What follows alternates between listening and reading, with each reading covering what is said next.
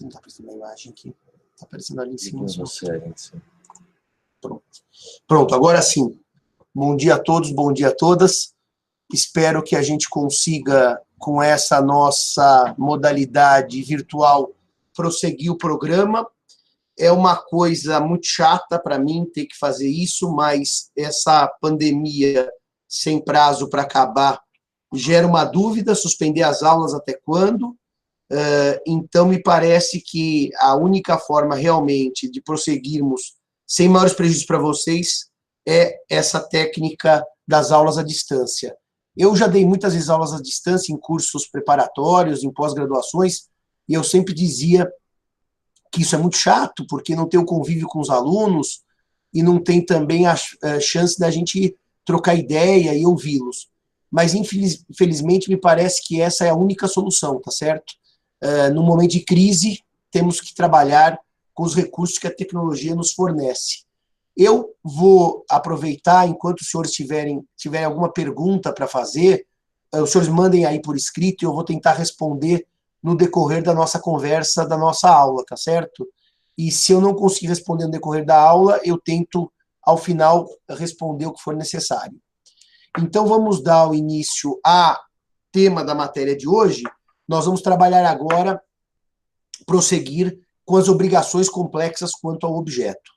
No nosso último encontro, eu trabalhei as obrigações complexas quanto ao objeto, as obrigações cumulativas ou conjuntivas, e agora eu já estou trabalhando as obrigações alternativas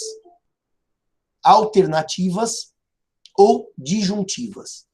Essas obrigações alternativas ou disjuntivas que eu já estou trabalhando, elas estão previstas nos artigos 252 e seguintes do Código Civil, e são aquelas em que eu tenho dois objetos no vínculo obrigacional, in obligazione, e apenas um objeto no momento do pagamento, ou seja, in soluzione.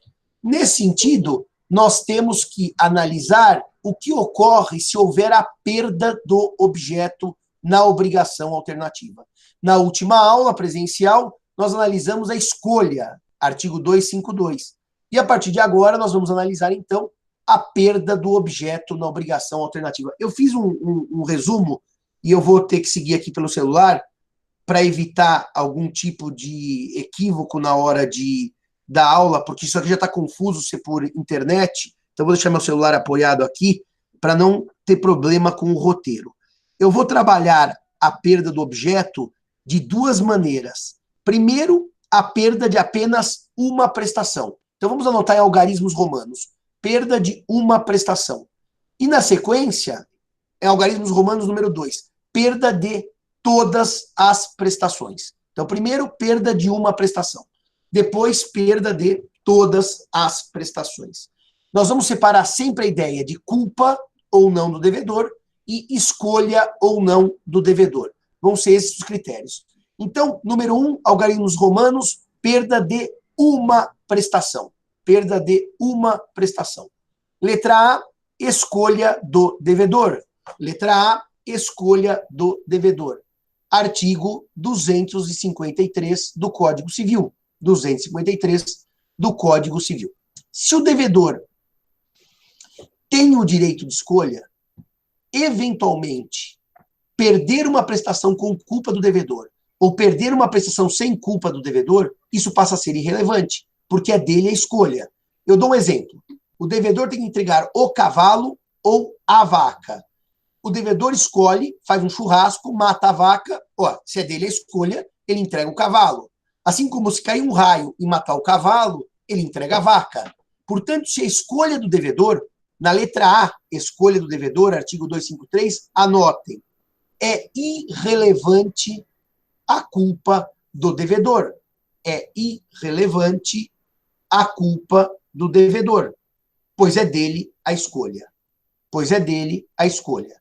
E, portanto, meus amigos, perdendo-se uma das prestações, como a escolha do devedor, ele entrega a prestação remanescente. O devedor entrega a prestação remanescente. Esse é o artigo 253 do Código Civil. Letra B agora, escolha do credor. Letra B agora, escolha do credor. Bom, por contrato, nós vimos na aula passada que o direito de escolha pode ser transmitido ao credor. Se o credor tiver o direito de escolha, nós temos um problema agora. Porque vejam, o credor pode escolher o boi ou o cavalo. Se eu, devedor, mato o boi, eu retirei do credor o direito de escolha. Agora, se um raio mata o boi, foi a força maior que retirou do credor o direito de escolha. Portanto, nós temos que separar em B1 e B2. Vamos começar com B1.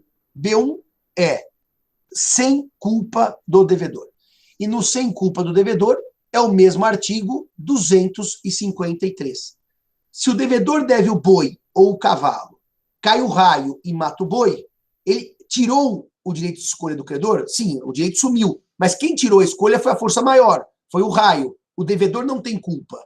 E se o devedor não tem culpa, ele entrega a prestação remanescente. Podem tomar nota, o devedor cumpre a prestação remanescente.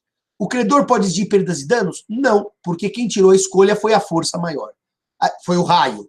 Aliás, essa hipótese é aquela que a doutrina chama de concentração involuntária.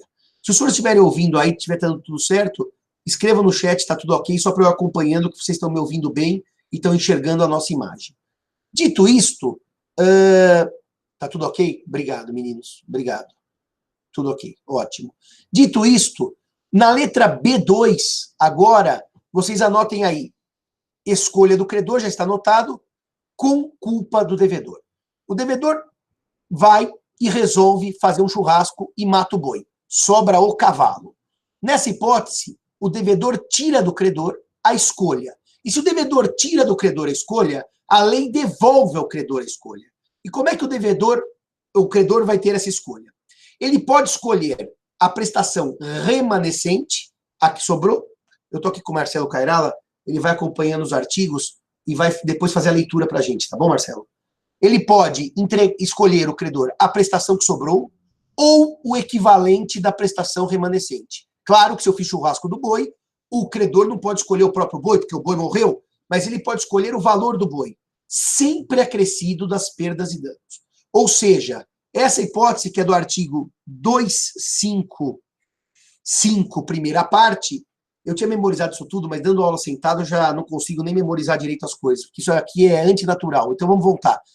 O credor pode escolher entre a prestação remanescente mais perdas e danos ou o valor da que se perdeu mais perdas e danos. 255, primeira parte. Os alunos podem perguntar, mas Simão, se o credor tinha a opção de receber o boi ou o cavalo, e você matou o boi e o credor opta pelo cavalo, ele pode ainda cobrar perdas e danos pelo boi? Sim, porque ele perdeu o direito de escolha. Então ele vai dizer na petição inicial, para não frustrar o processo obrigacional, eu quero o cavalo, já que o Simão matou o boi culposamente. Mas o boi, eu teria um lucro com o boi que eu não vou ter com o cavalo. Mas vimos que o boi ia ter ia ser capa de uma revista, ia ter um cachê pela exibição do boi.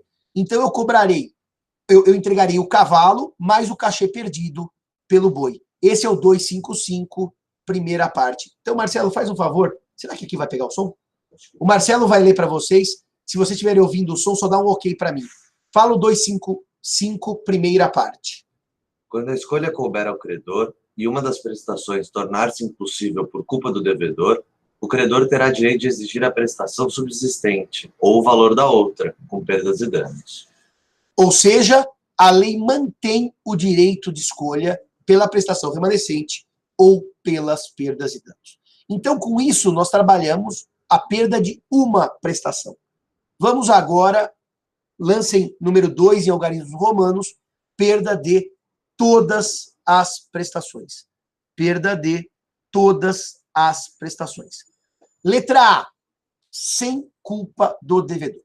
O devedor deve o boi ou o cavalo. O devedor deve o boi ou o cavalo. E o que acontece? Vamos pensar na enchente, agora fica mais fácil. Há uma enchente na propriedade e morrem ambas as prestações, o boi ou o cavalo. Nessa altura, os senhores retomam o conhecimento da regra de ouro número 1 das obrigações, pela qual, sem culpa do devedor, não há perdas e danos. Então, se o boi e o cavalo morreram afogados por conta da chuva, evidentemente que a obrigação se extingue. E como não há culpa do devedor, não há perdas e danos. As partes retornam ao estado anterior. Statu quo ante. Statu, sem S. Quo ante.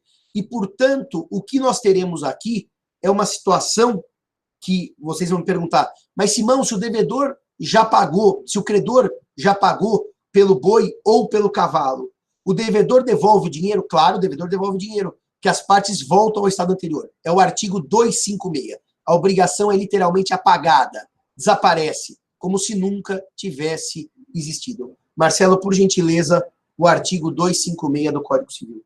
Se todas as prestações se tornarem impossíveis sem culpa do devedor, extinguir-se-á a obrigação. Extinguir-se-á a obrigação. Então, a letra A, sem culpa do devedor. Letra B agora, com culpa do devedor. Com culpa do devedor, nós temos que separar a regra quando há escolha do próprio devedor ou escolha do credor. Então, vamos lá. Letra B.1, escolha do devedor. Letra B.1, escolha do devedor. O que ocorre nessa hipótese? O devedor culpado faz perecer todas as prestações. Só que era dele o direito de escolha. Então, vamos reparar. Simão deve entregar o boi ou o cavalo. Obrigação alternativa. Simão vai, e é minha escolha. Simão vai, faz um churrasco e mata o boi. No churrasco fica bêbado, esquece a porteira aberta, a negligência, a culpa, e o cavalo foge. Primeiro eu comi o boi e depois eu deixei o cavalo escapar. Como a escolha era minha, quando eu faço o churrasco e mato o boi, eu estou exercendo um ato lícito, que é o direito de escolha. Eu podia escolher entre o boi e o cavalo. Portanto, a perda culposa da primeira prestação é irrelevante, porque o direito de escolha é do devedor. E, portanto, eu pratico ato lícito quando eu mato o boi para fazer churrasco. Ato lícito. Contudo, quando eu esqueço a porteira aberta por negligência e o cavalo foge, aí eu tenho uma atitude culposa. E aí o credor do cavalo vai poder exigir, anotem aí, o valor da última prestação que se perdeu, mais perdas e danos. A ilicitude está na perda da última prestação. Então, o credor pode exigir o valor da última prestação que se perdeu, mais perdas e danos. Certo, doutor Marcelo? Artigo 254 do Código Civil. Lê para os colegas, por favor, 254. Se, por culpa do devedor, não se puder cumprir nenhuma das prestações, não competindo ao credor a escolha, ficará aquele obrigado a pagar o valor da que por último se impossibilitou, mais as perdas e danos que o caso determinar. Então, senhores, escolha do devedor, perda da primeira, ato lícito, o credor não pode cobrar nada. Perda da segunda, ato ilícito, o credor cobra o seu valor, o seu equivalente, mais perdas e danos. B2 agora. Eu estou na perda de todas as prestações, com culpa do devedor, e agora nós vamos anotar aí escolha do credor. Agora nós temos um problema prático. Vamos aproveitar os objetos. O credor tinha escolha entre o boi e o cavalo. O credor tinha escolha entre o boi e o cavalo. O Simão faz um churrasco e mata o boi. O Simão esquece a porteira aberta porque estava bêbado e o cavalo escapa. É 254, né, Marcelo? Que nós lemos agora? 254. Eu falei 256, será? Não. Bom, foi o 254 nessa última. Porque agora eu vou falar do 255, segunda parte. Agora eu vou mudar de artigo. Então, o 254 já foi. Então, eu deixo a porteira aberta, escapa o cavalo. O problema aqui é que, como a escolha era do credor, é o 255, segunda parte. A perda do boi, que é a primeira prestação, já foi ato ilícito. A perda do cavalo também é ato ilícito. Se eu tivesse presencialmente, eu ia perguntar aos senhores. Se o credor tinha escolha e eu, devedor, tirei a escolha por culpa, o que a lei faz? Os senhores responderiam. A lei devolve ao credor o direito de escolha. Mas, gente, a escolha não vai se dar mais entre o boi que morreu ou o cavalo que morreu, mas sim entre o valor do boi ou o valor do cavalo, mais perdas e danos, que é o 255, segunda parte. Então, eu estou na perda de todas as prestações. Letra B, com culpa do devedor. Letra B2, com escolha do credor. Com escolha do credor. Marcelo, lê por gentileza o 255, segunda parte. Se, por culpa do devedor, ambas as prestações se tornarem inexequíveis, poderá o credor reclamar o valor de qualquer das duas, além da indenização por perdas e danos. Porque a escolha era dele, a lei mantém a escolha dele no equivalente, mais perdas e danos. Portanto, para concluir, essa é a minha última observação sobre a perda da prestação na obrigação alternativa. Vocês reparem que o jogo não é decorar o 253, 254, 255 e 256. O jogo é pensar de quem é a escolha e de quem é a culpa. Sempre nesse binômio, culpa e escolha, vocês extraem todas as regras da perda de uma prestação ou da perda de todas as prestações. É um jogo de lógica entre culpa e escolha. Lembrando sempre que se o devedor não tem culpa, ele não pode ser compelido a pagar as perdas e danos. Porque sem culpa, a obrigação se resolve, a obrigação se extingue. Só para os senhores retomarem aí, na cabeça dos senhores, o esquema, eu estou classificando as obrigações quanto ao objeto. É a segunda classificação, 2 em algarismos romanos. Eu falei, letra A, eu estou só voltando atrás para os senhores entenderem o que eu vou fazer agora. Letra A, obrigação simples, é aquela que tem apenas um objeto. João deve a José o cavalo. Letra B, obrigação complexa, é aquela que tem mais de um objeto no vínculo obrigacional. E daí eu falei, letra B1, obrigação conjuntiva ou cumulativa. Letra B2, obrigação alternativa ou disjuntiva. Escrevam aí, tá tudo em ordem isso que eu estou tendo até agora? Vocês não estão perdidos? Eu acabei agora a obrigação alternativa. Estamos entendidos qual é o ponto da matéria que eu estou? Por favor, mandem mensagem por escrito dizendo que sim. Júlia, o artigo que o Marcelo leu por último é o 255... Ah, não, a Júlia apertou 254 ainda. Tá bom, tudo em ordem. Então, se vocês entenderam isso, agora vamos fazer um parênteses. Quando eu estava dando aula presencial, uma menina falou assim, mas Simão, você esqueceu a obrigação facultativa. Não, eu não esqueci a facultativa. O problema é o seguinte, a B1 foi a conjuntiva ou cumulativa, Marcelo. A B2 é a alternativa ou disjuntiva. Tem mais algum artigo no Código Civil que trate de obrigação complexa quanto objeto? Não, porque o 257 trata da obrigação divisível, certo? Então, o que eu vou dizer agora não está no Código Civil. É uma categoria que vem do direito romano e que foi criada e desenvolvida pela doutrina. Repare, não lancem B3, obrigação facultativa. Lancem uma pergunta no caderno e vocês vão entender por que ao final da minha explicação. A obrigação facultativa é complexa quanto ao objeto? Interrogação. Sim ou não, Marcelo? Não.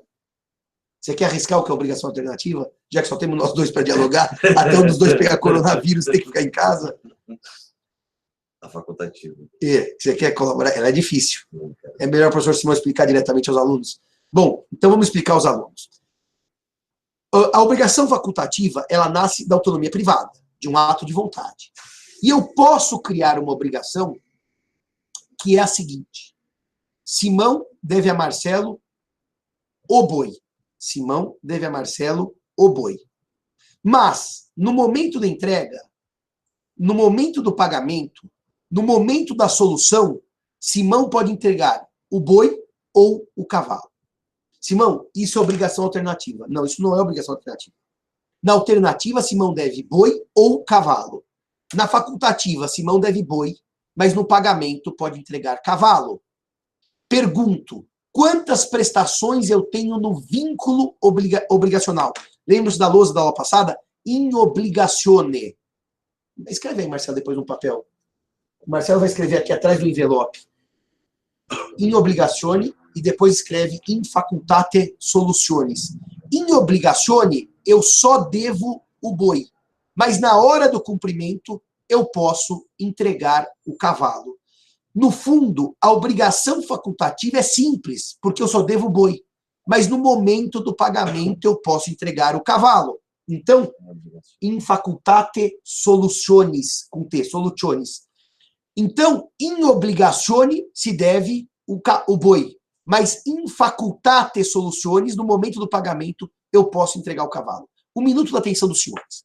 Toda vez que eu dou essa aula presencial, e o bom de já ter dado 1000 vezes presencial, que já sei muitas dúvidas que os senhores podem ter, Simão, por que eu não combino logo uma obrigação alternativa e eu combino uma facultativa? Facultate soluções, está certíssimo. Ó, dei uma olhada aí. Ah, é espelhada, claro, né? Porque isso aqui está ao contrário. In obligazione, in facultate soluzioni. Isso aqui é um E, Marcelinho, né? É um E mal escrito, mas na situação dramática que nós estamos, é isso que prevalece. Simão, mas por que a gente combina um negócio desse aí? A gente combina um negócio desse aí porque a gente quer, porque a gente tem vontade, porque a gente acha isso relevante para o contrato. A pergunta do porquê é uma pergunta estranha, porque se eu tenho autonomia privada, eu posso combinar obrigações alternativas ou facultativas. Eu uma vez analisei um contrato, até foi o Mário Delgado que me pediu, e eu dei uma pequena legal opinion aqui para o TJ de São Paulo, que era uma indústria de álcool e açúcar que entregaria por mês 1000 litros de álcool. O contrato dizia isso. Ponto. Mas, facultate solutionis. Acho que aqui nós estamos com um ezinho do Marcelo. Tem um errinho aqui. Eu vou recolocar aqui para vocês. Solutionis. Facultate solutionis. Então, o que acontecia? A indústria dizia que ia entregar álcool, solucionis, corrija aí, Alessandro, por favor, que vai entregar álcool todo mês e que pode entregar açúcar. E o que aconteceu, Marcelo? Ela foi entregando álcool. Em certo momento, o álcool subiu de preço e ela, no momento do pagamento, resolveu entregar açúcar. Reparem, ela é devedora de álcool, mas pode pagar com açúcar. É por isso, obrigado, Alessandro, que a obrigação facultativa, ela é desenhada da seguinte maneira. Os senhores vão ter que ter paciência, porque nós estamos numa situação precária, e na situação precária eu vou ter que fazer um desenho no envelope da ASP. Eu tenho o vínculo e eu tenho o pagamento. Na obrigação alternativa, eu tinha 2 prestações e uma prestação.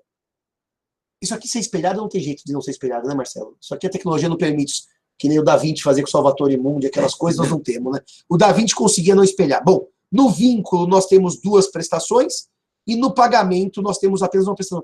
Marcelo, se você entrasse na sala com o meu celular ao mesmo tempo, eu poderia fazer uma lousa no celular? Bom, depois a gente pensa nisso. No vínculo 2 e no pagamento 1. Essa é a obrigação alternativa. Na obrigação facultativa, João deve a José o boi. E entrega o boi ou o cavalo. Portanto, ele deve 1 no vínculo e 1 ou outro no pagamento. Eu sei. Não está espelhado, não? Só eu que vejo espelhado? Bom, então melhor isso. Melhor. Eu que vejo espelhado, os senhores veem normal. Então tá ótimo. Então, no vínculo, eu tenho uma prestação e na hora de pagar o boi ou o cavalo. Agora eu vou lançar uma pergunta para os senhores que normalmente só nos travam na sala de aula. Por que vocês travam? Eu pergunto assim, João deve a José o cavalo trovão, mas no momento do pagamento pode pagar com o boi XPTO. João deve a José o cavalo trovão, mas pode pagar com o boi XPTO. Então, o que acontece? Cai um raio e mata o cavalo trovão. Eu queria que alguém me respondesse por escrito aí. Vamos ver como é que os senhores saem dessa. Se cai um raio e mata o cavalo trovão, o credor pode exigir a entrega do boi se a obrigação é facultativa. João deve a José o boi, mas pode... Vamos falar o cavalo. Deve a José o cavalo trovão, mas pode pagar com o boi XPTO. Cai um raio e mata o cavalo trovão. Pode o credor exigir o boi? Não, pois este não é devido. Não, pois este não está no vínculo obrigacional. Não, pois este está fora do vínculo. Só está no momento do pagamento. Então, vocês percebam que o credor e o devedor, combinando uma obrigação alternativa, vão ter regras distintas da obrigação facultativa. Por quê? Porque estruturalmente as obrigações não são iguais. E eu vou repetir pela última vez. Por que, Simão, eu combino hora alternativa, hora facultativa? Ué, porque eu quero. Lembre-se que na aula passada eu contava quando eu comprei um casal de pavões e que eu resolvi comprar um macho e uma fêmea, estabelecendo uma obrigação conjuntiva. O vendedor aceitou, porque eu não tinha interesse em um macho sem uma fêmea. Da mesma maneira que eu podia ter dito um pavão ou um fazão, porque a gente combinou assim. E seria alternativa. Como poderíamos ter combinado com o devedor? Eu quero o pavão, mas você, na hora do pagamento, pode me entregar o fazão. E ela seria facultativa. Entenderam, senhores, a estrutura da obrigação?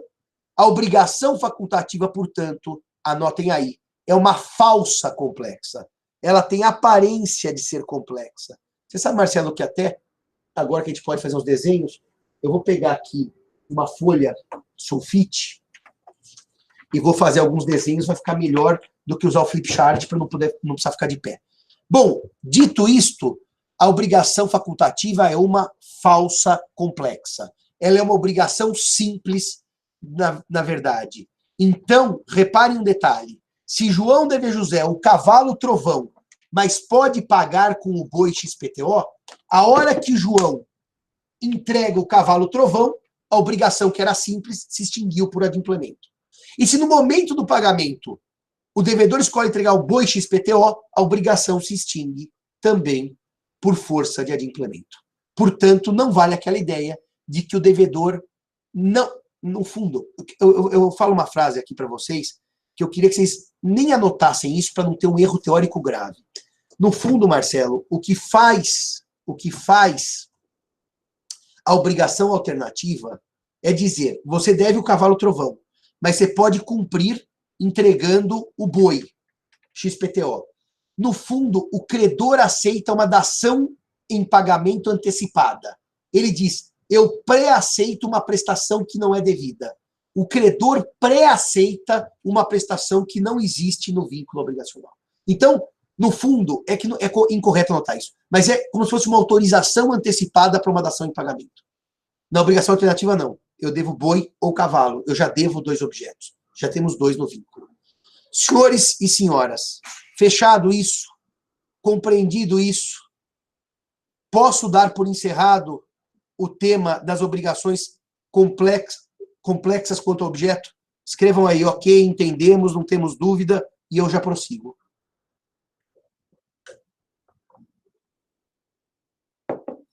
Boa.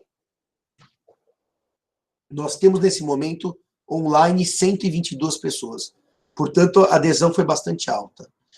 Dito isto, nós vamos agora começar a mais difícil, a que eu mais gosto de dar aula, e já estou quase chorando que eu estou sem a lousa, que é a obrigação complexa quanto ao sujeito. Você quer tentar usar o pente? Hã? Não, não dá, Marcelo, porque senão não tenho tempo de falar, e tem que ir na mão porque é mais rápido. Eu estou no item 3, em algarismos romanos.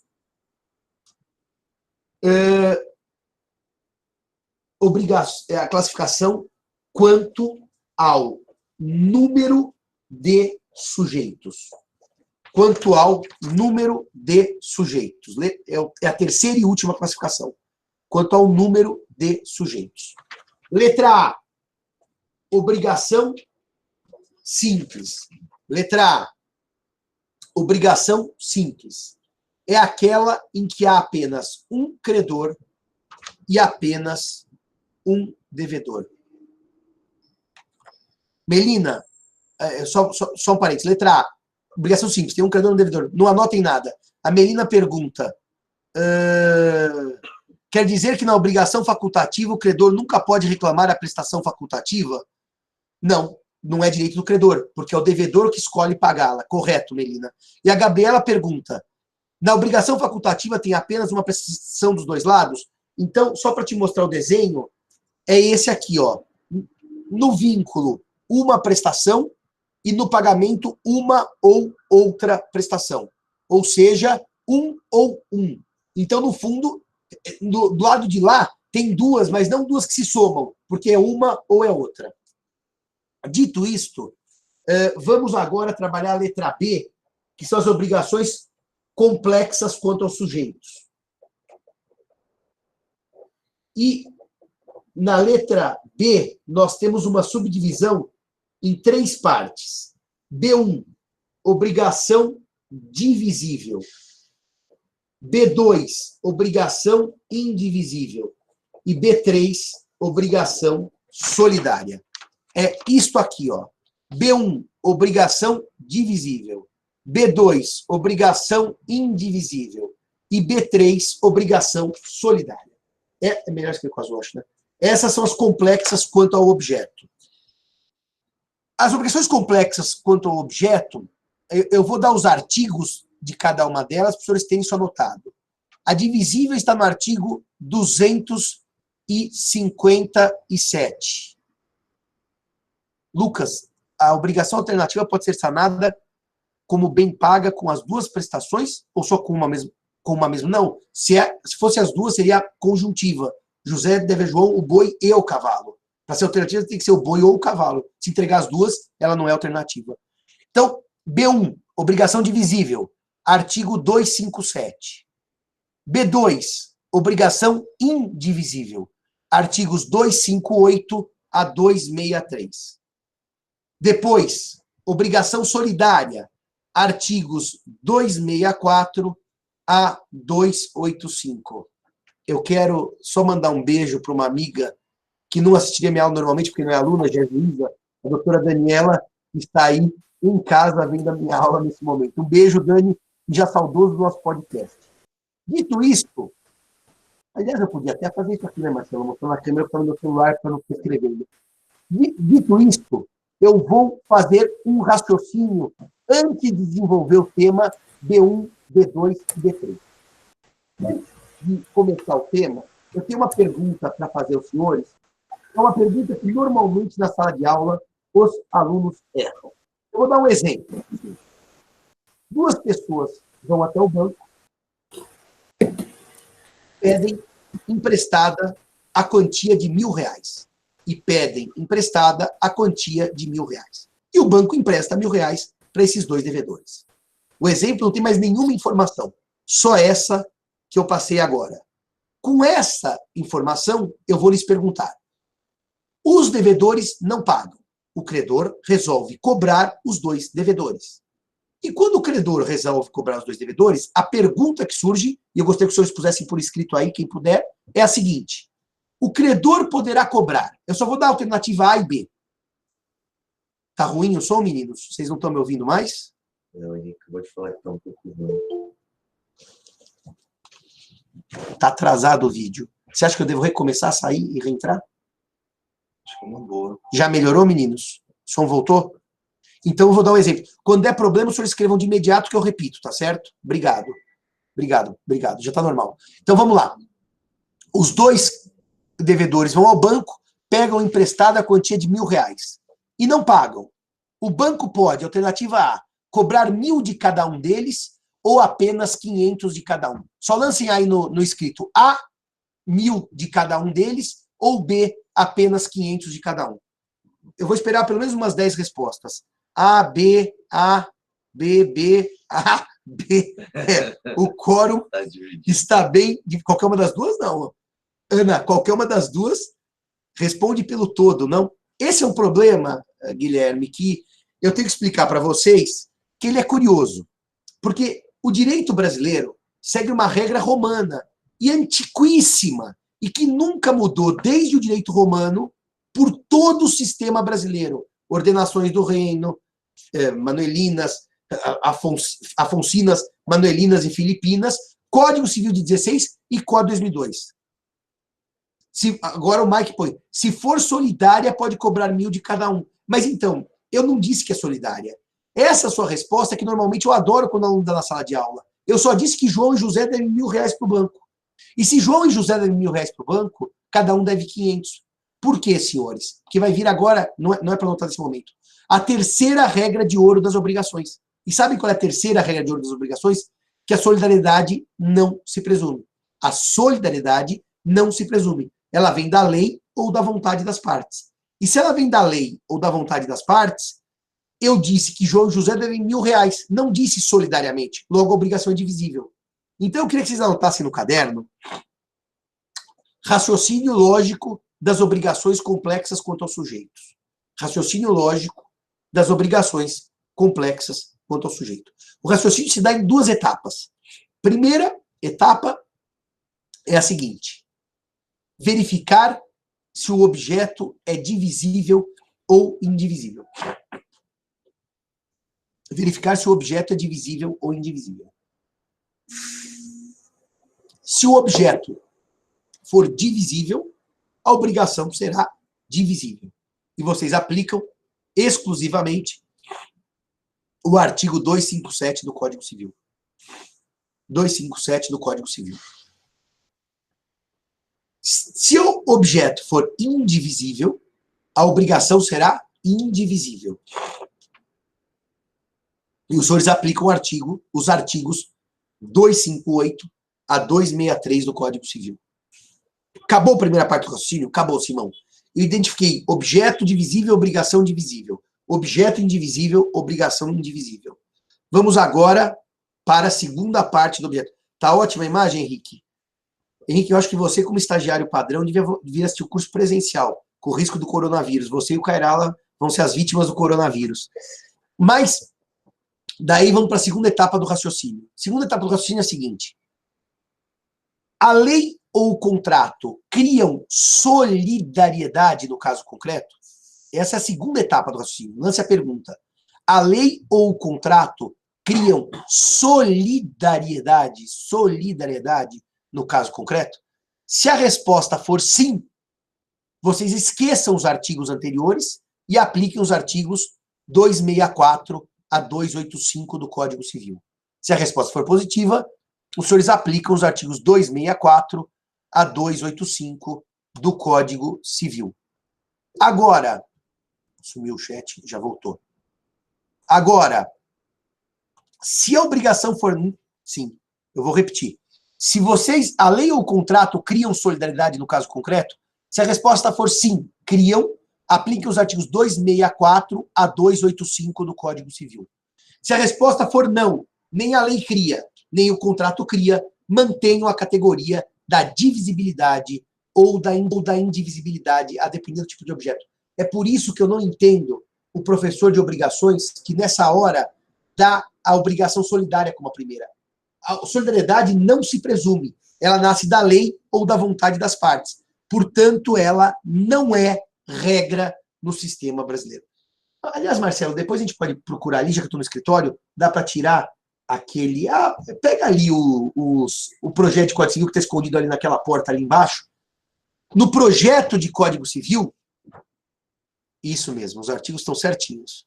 Os artigos estão certinhos. 252, 263, 264, 285. Os artigos do Código Civil... Não, Marcelo, o projeto é aquelas coisas ali no espiral. Pega todos, traz aqui em cima, que um deles é das obrigações. No projeto de Código Civil, o professor Agostinho Alvim, ele... Está escrito, é isso aí. Isso aqui é o anteprojeto do Código Civil, essa letrinha que está aqui na capa do professor Miguel Reale, porque foi ele que... O professor Miguel Reale Pai, o sistematizador do Código Civil, foi ele que me deu isso aqui. Esse aqui, que é então que eu estou aqui? Com revisões e acréscimos, Código Civil. Não, não é esse. As obrigações está aqui, ó, com a letrinha do professor Miguel Reale, J. Agostinho Alvim, que é o pai do livro de obrigações. Quando o professor Reale recebeu o projeto do Agostinho Alvim, ele leu o projeto do Agostinho Alvim, que dizia assim... Isso aqui é muito interessante. A solidariedade não se presume, resulta da lei ou da vontade das partes, que é exatamente a regra romana, que é exatamente a regra vigente no Código 16, que é exatamente a regra vigente no Código 2002. O professor Miguel Reale, isso aqui é a letrinha do professor Miguel Reale, reparem que é uma chance única, porque isso aqui não sai do meu escritório, diz assim, talvez melhor, se diversos os devedores se obrigarem para o mesmo credor, em razão de um só título, considera-se solidária a obrigação. Ou seja, o professor Miguel Reale sugeriu, como sistematizador e coordenador do Código Civil, uma regra presumindo a solidariedade. Mas essa regra, pensada pelo professor Reale, até ele escreve aqui, repara, Marcelo, duas possíveis redações para criar solidariedade por presunção. A outra seria, se em um só instrumento diversos devedores se obrigam para com o mesmo credor, considera-se solidária a obrigação, salvo se o contrário resultar da lei ou do contrato. O professor Miguel Reale sugeriu à comissão que nós afastássemos essa regra milenar, bimilenar da solidariedade, mas isso não passou. E, portanto, no Brasil, solidariedade nunca se presumiu e solidariedade não se presume no sistema do Código Civil. Dito isto, explicada a ideia, a lógica do sistema, eu preciso explicar cada uma das espécies. Então, anotem no caderno B1, obrigação divisível. Eu pediria que os senhores também escrevessem se todos compreenderam o raciocínio que se faz. Primeiro, se analisar o objeto e descobrir se é divisível ou indivisível, e depois, se eventualmente a lei ou o contrato transforma em indivisível, transforma em solidária, daí eu abandono as regras da divisibilidade e da indivisibilidade e vou para a solidariedade. Se todos entenderam, eu posso prosseguir agora para o B1, que é a obrigação divisível. Diga, o que você vai sugerir? Que a gente põe os artigos de lei? Aqui, né? Parasse para o vídeo não ficar com 1h30, ficar com 2 vídeos de 40 minutos. O Marcelo deu uma sugestão que é a seguinte: eu paro o vídeo agora, fica um vídeo de 45 como se fosse da antiga aula simples e sigo em outro vídeo. Faremos isso então, Marcelo. Bate aqui no gravando, né?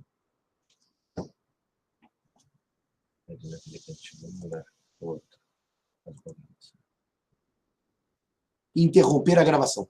Voltamos depois do intervalo do Plim Plim. 2 minutos, 1 minuto e voltamos.